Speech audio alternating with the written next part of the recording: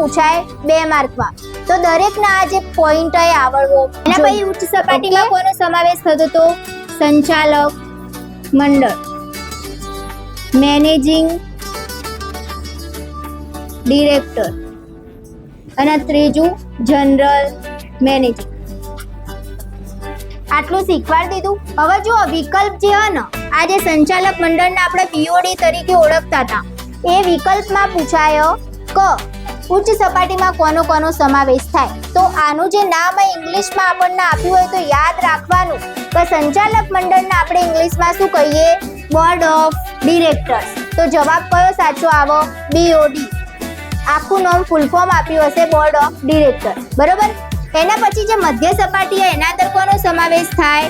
વિભાગીય અધિકારી. દાખલા તરીકે કયા કયા હોય?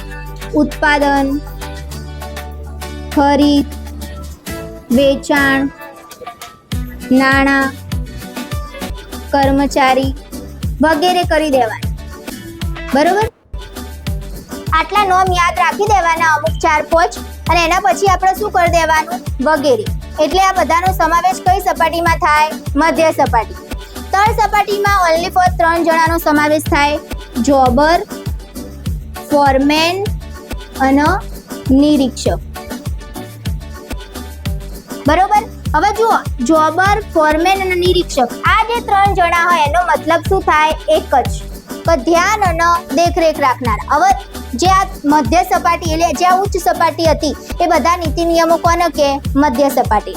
મધ્ય સપાટી એ જ નીતિ નિયમો કોને કહેશે? તળ સપાટીનો. અને તળ સપાટીને શું કરવાનું રહેશે? બધા કર્મચારીઓ ઉપર ધ્યાન અને દેખરેખ રાખી અને એ કામ કર્મચારી જોડે કરાવડાવવાની જિમ્મેદારી કોની રહેશે? તળ સપાટી. એટલે આ જે જોબર હતો, ફોરમેન અને નિરીક્ષક એ જે હોય ને એની. હવે દાખલો આ જે સપાટી આખી આ આકૃતિ જે હોય કેટલા માર્કમાં પૂછાય? 2 માર્કમાં. તો દરેકના આ જે પોઈન્ટ આવડવો જોઈએ.